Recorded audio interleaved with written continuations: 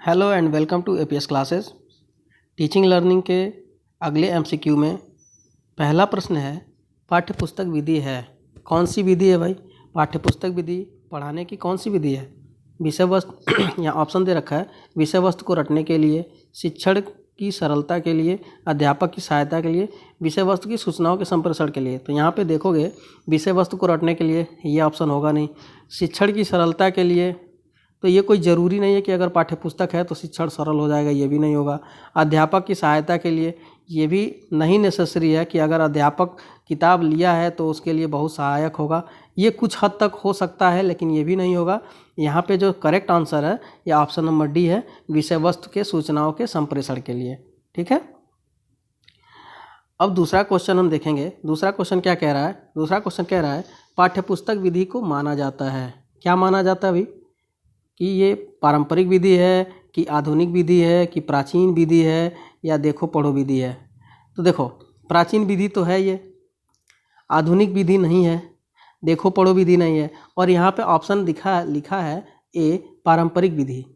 तो ये परंपरागत है, इसलिए ए और सी में अगर हम लोगों को जानना हो तो यहाँ पे ऑप्शन नंबर ए करेक्ट होगा, पारंपरिक विधि है।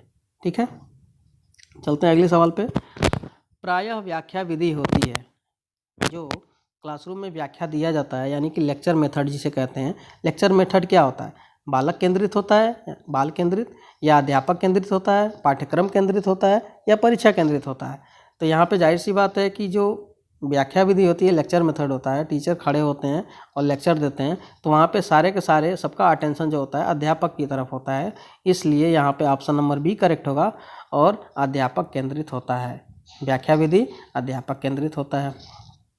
चलिए अगला सवाल, प्रादेशिक विधि के प्रवर्तक हैं। तो इसमें तो कोई कॉन्सेप्ट है नहीं, फैक्ट है, बस रट लेना है। कौन सा? तो हर्बर्टसन, प्रादेशिक विधि के प्रवर्तक हर्बर्टसन। चलें आगे चलते हैं।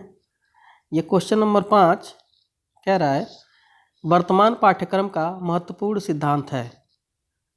जो अभी वर्तमान में पाठ्यक्रम है इसका महत्वपूर्ण सिद्धांत क्या है? व्यापकता है, प्रेरणास्पद है, रुचिकर है, या जीवन से संबंधित है। तो यहाँ पे जो ऑप्शन नंबर डी आपके सामने दिख रहा है, जीवन से संबंधित, ये करेक्ट होगा।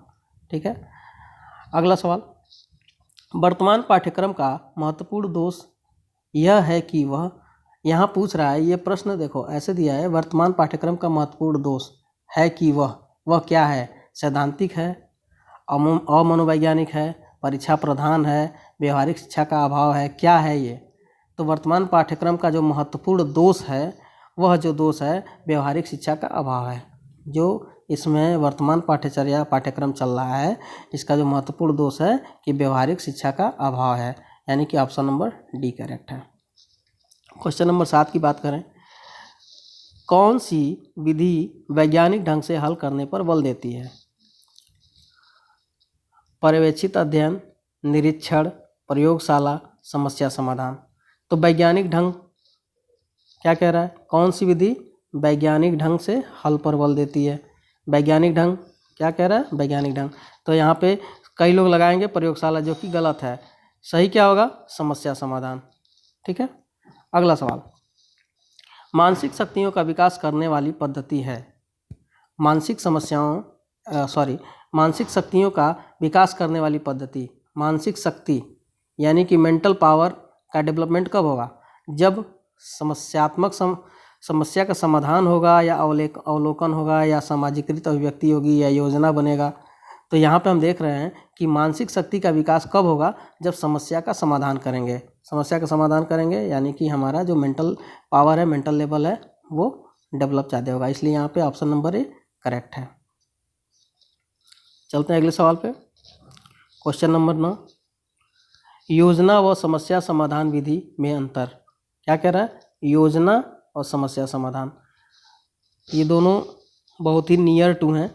यहाँ पे आपको ऑप्शन भी वही दिया है। योजना व समस्या के चयन में ए दे रहा है, बी दे रहा है तथ्यों के संकलन में, सी दे रहा है निष्कर्षों की दृष्टि से, और डी दे रहा है उपयोगिता की दृष्टि से। तो यहाँ पे आप लोगों को बहुत ज़्यादा नहीं सोचना है। योजना व समस्या समाधान विधि में जो अंतर है वो सिर्फ और सिर्फ इन ऑप्शन के रिगार्डिंग अगर हम बात करें तो ऑप्शन नंबर सी करेक्ट होगा, निष्कर्षों की दृष्टि से। ठीक है, अगला सवाल क्वेश्चन नंबर 10, सामाजिक वाद विवाद कही जाती है। जो सामाजिक वाद विवाद है वो क्या कहा जाता है? ये प्रश्न ये पूछ रहा है कि सामाजिक वाद विवाद क्या कहा जाता है? व्याख्यान कहा जाता है, या सामाजिकृत अभिव्यक्ति कही जाती है, या वाद विवाद कहा जाता है, या समस्या समाधान कहा जाता है? तो यहाँ पे बहुत ज़्यादा दिमाग नहीं लगाना है, सीधा सीधा ये समझना है कि सामाजिक वाद विवाद किसको कहते हैं, तो सामाजिकृत अभिव्यक्ति। ठीक है, ये ऑप्शन नंबर बी हमारा यहाँ पे करेक्ट है।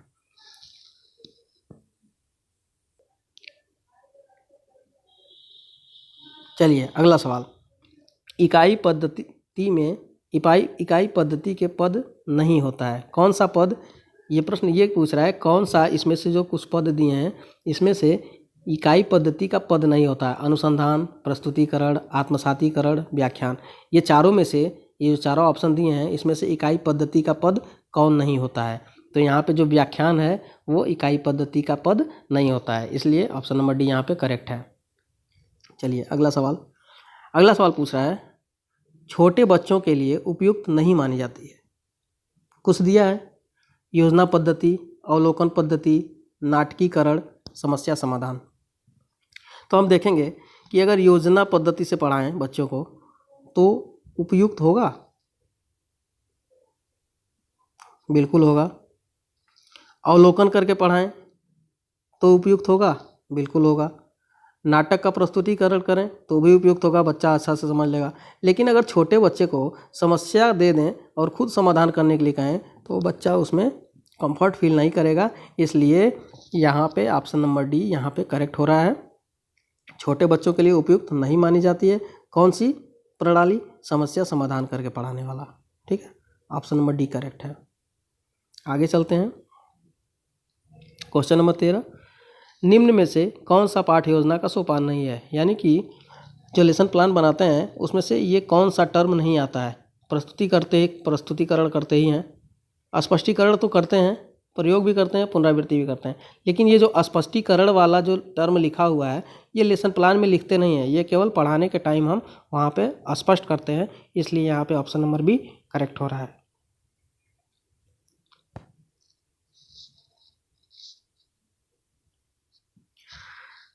कुछ तबीयत ठीक नहीं है, इसके वजह से वीडियो रुक जा रहा है।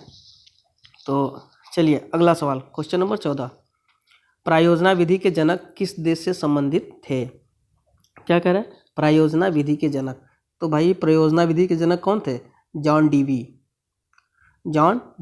और डीवी कहाँ के थे? अमेरिका के थे। तो यहाँ पे ऑप्शन नंबर ए करेक्ट हो रहा है। चलिए आगे चलते हैं, प्रादेशिक विधि की स्थापना किसके द्वारा की गई थी? हर्बर्टसन। ये शायद क्वेश्चन पहले भी हम बताएं, हो सकता है रिपीट हो गया है।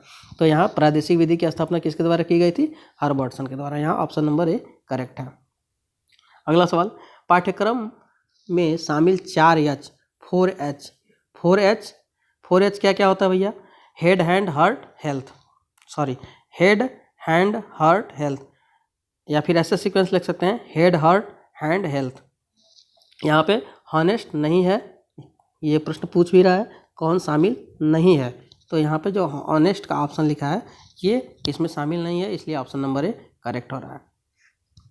ऐसे ही MCQ पढ़ने के लिए बने रहें हमारे चैनल के साथ, और जहाँ तक कोशिश होगी हम आपको मैक्सिमम क्वेश्चन प्रोवाइड करेंगे।